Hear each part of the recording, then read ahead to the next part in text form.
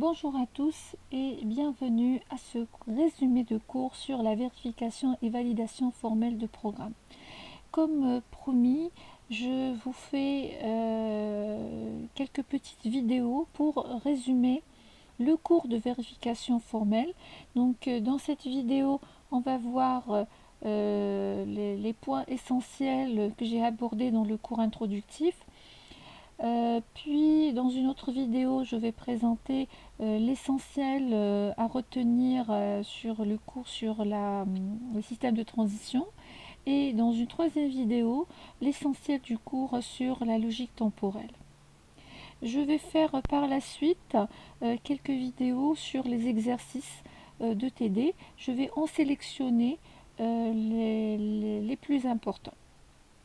Bien sûr, ce document, je vais vous le mettre sur la Classroom. Vous allez le trouver, ce document Word. Mais toujours est-il, vous pouvez réviser votre cours sur les diapositives qui sont plus riches que ce que j'ai mis dans ce résumé. Alors, dans la vérification et validation formelle de programme, avant de parler de méthodes de vérification formelle, on va parler des différentes méthodes de vérification. Historiquement, pour vérifier ou valider un programme, on faisait appel à deux méthodes, soit les tests ou bien la simulation.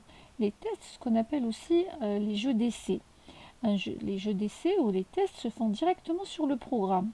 Par exemple, je peux faire un jeu d'essai sur un programme qui résout une équation de deuxième degré ou sur un formulaire dans le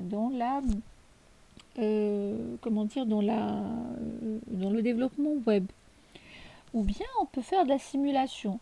Et la simulation, elle se fait sur un modèle théorique avant la réalisation du système. Et c'est ça son plus grand avantage, c'est qu'elle se fait avant la réalisation du système. Donc on ne dépense pas de l'argent à réaliser quelque chose, mais on le vérifie avant.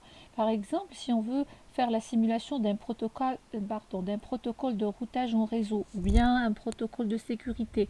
Donc on ne réalise pas le protocole et on ne le met pas en service avant de le vérifier. Et la méthode la plus adéquate pour le vérifier est la simulation. Malgré les avantages et la simplicité de ces méthodes-là, elles présentent des inconvénients. Donc l'inconvénient, qu'il est très coûteux de corriger les erreurs lorsqu'on fait des tests ou lorsqu'on fait de la simulation sur des programmes complexes, comme les programmes que l'on trouve dans un avion, par exemple, ou dans un TGV. Vous savez qu'un avion, c'est plein de programmes informatiques. Un TGV, un véhicule de conduite automatique, etc. Et le deuxième inconvénient, c'est qu'on n'est pas sûr d'avoir effectué tous les tests de façon exhaustive. C'est le cas des jeux d'essai et c'est le cas aussi dans la simulation. Il se peut qu'on oublie un cas dans la simulation. Par exemple, lorsqu'on fait la simulation d'un protocole de sécurité, on va essayer de simuler toutes les attaques possibles pour voir comment réagit le protocole face à ces attaques. Et il se peut que l'on oublie un cas. Donc, d'où la nécessité d'utiliser des méthodes plus sûres, ce qu'on appelle la vérification formelle. Qui dit une vérification formelle, ça veut dire on va passer par un modèle formel, qu'il soit mathématique ou graphique, c'est un modèle formel. Un modèle qui ne peut pas être interprété de deux façons différentes. Il a une seule interprétation possible et il donne un résultat sûr. Dans les méthodes de vérification formelle, on trouve plusieurs classifications, mais la classification plus simple que j'ai choisi à vous présenter dans ce cours, c'est cette classification. Alors, la vérification formelle, on a deux branches. On a les méthodes qui sont basées sur les techniques de preuve et on a les méthodes qui sont basées sur les modèles. On va expliquer maintenant la branche, les méthodes basées sur les techniques de preuve. La vérification qui est basée sur la preuve, ce qu'on appelle aussi la démonstration, permet de partir d'un système et d'une propriété, les deux spécifiés formellement par le même langage, ça veut dire on prend le système, on le formalise dans un langage formel, et puis on prend les propriétés. Qui dit propriété, ce sont les spécificités, ce sont les exigences, les besoins exprimés dans un cahier des charges par rapport à un système. Et ces spécificités-là, ou bien ce qu'on appelle donc les besoins, vont être aussi spécifiés et décrits formellement dans un langage. Lorsqu'on fait de la preuve, les deux, donc le système et les propriétés, sont décrits formellement avec le même langage.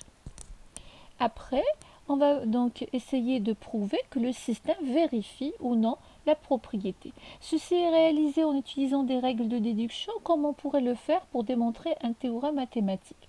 Donc toujours, lorsque j'explique la vérification basée sur la preuve, je reviens à ce que vous avez fait dans la logique mathématique en deuxième année.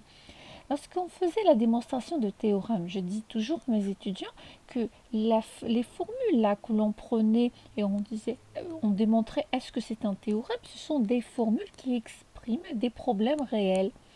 C'est vrai, nous, on utilise des expressions plus ou moins simples parce que c'est dans un cadre pédagogique qu'on démontre ces théorèmes. Mais dans la réalité, si on exprime un problème réel avec de la logique mathématique, ça va être une formule très très complexe.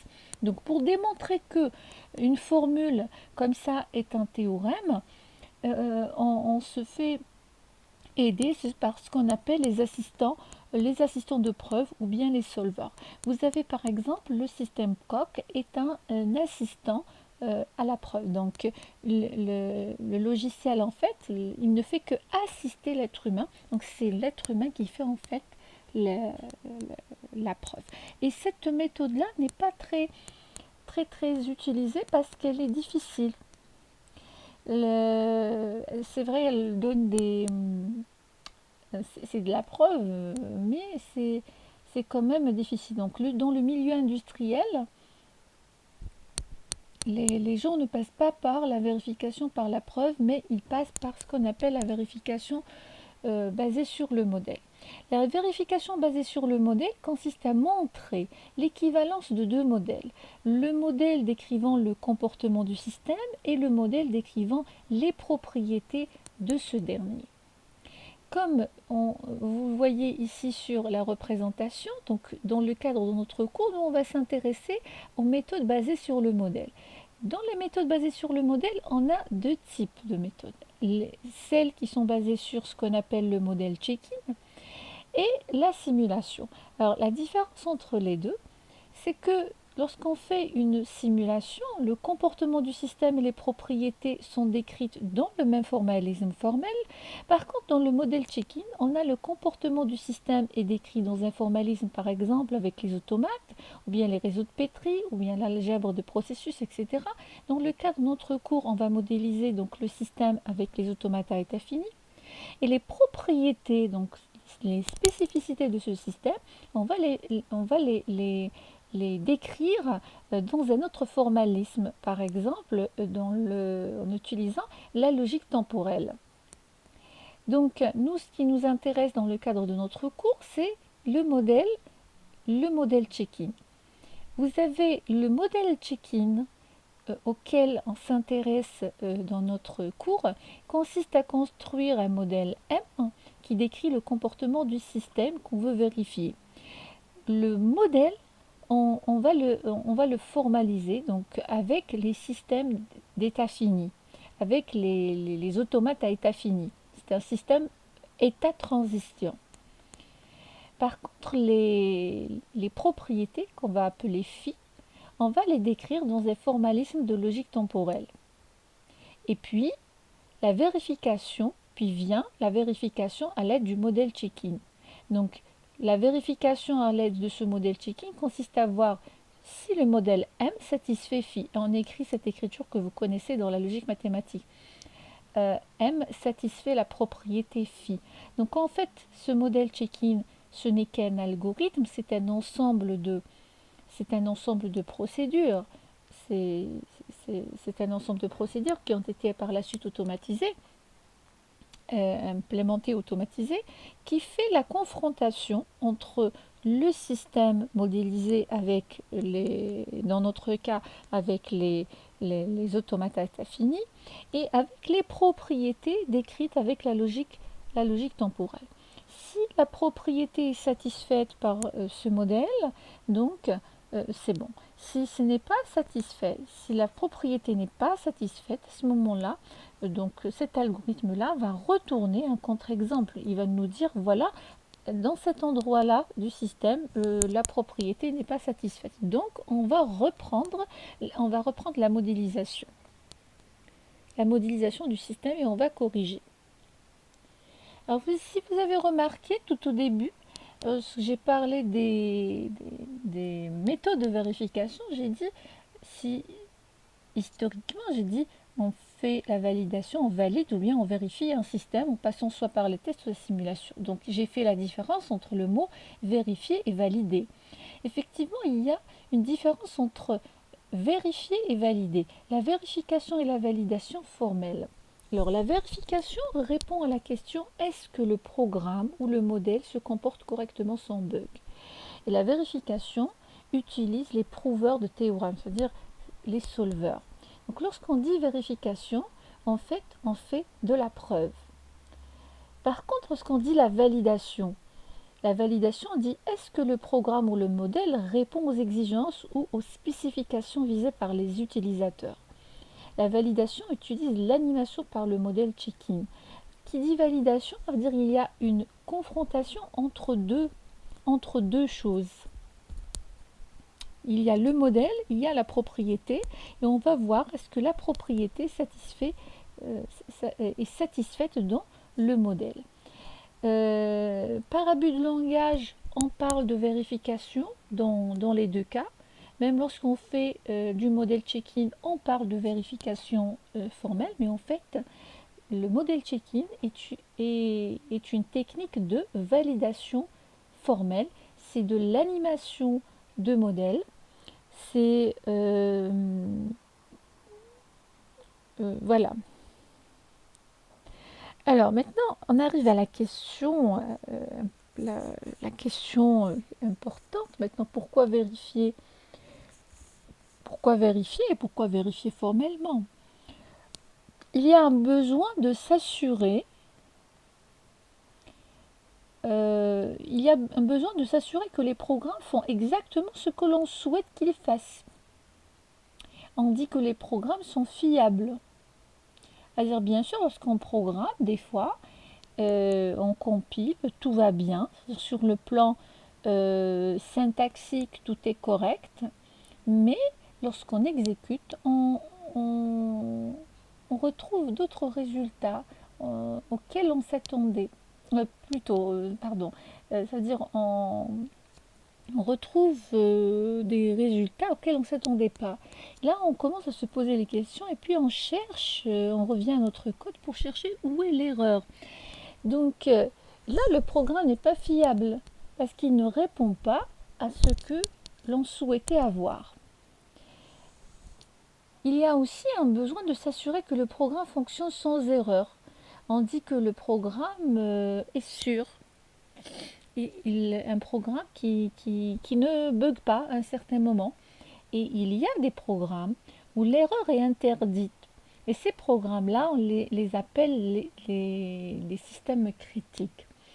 Et il y a un besoin de vérifier ces systèmes formellement. Pourquoi?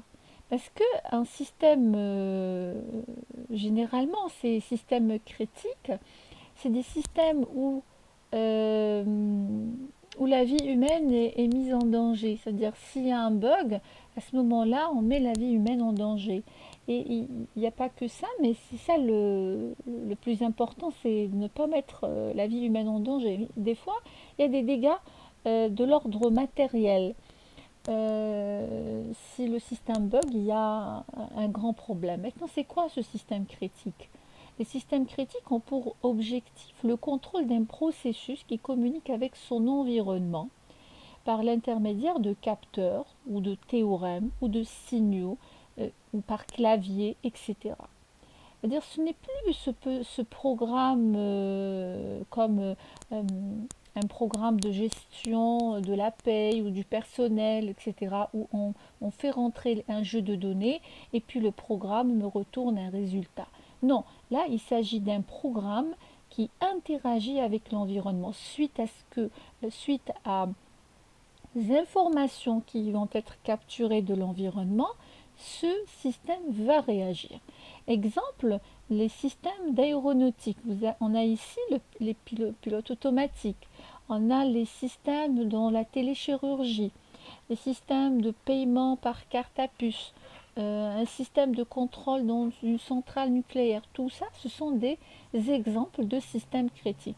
Alors ici, un pacemaker, ou si c'est cette pacemaker, c'est cette batterie qu'on met à l'intérieur du cœur pour assurer donc les battements du cœur des patients.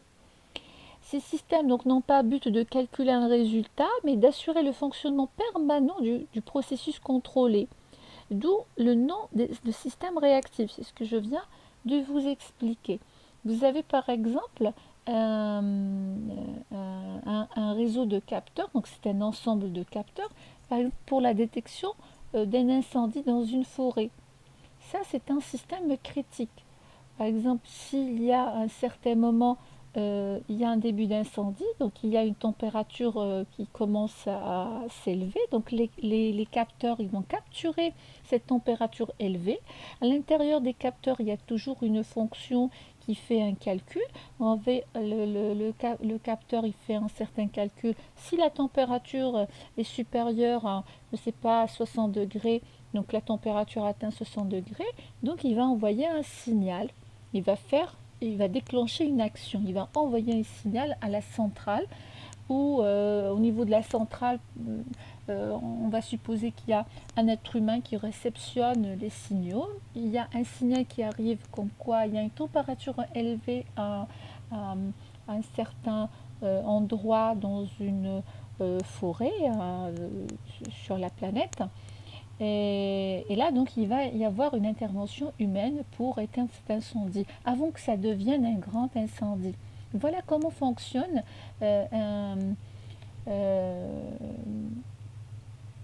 comment dire, un système, un exemple de système critique.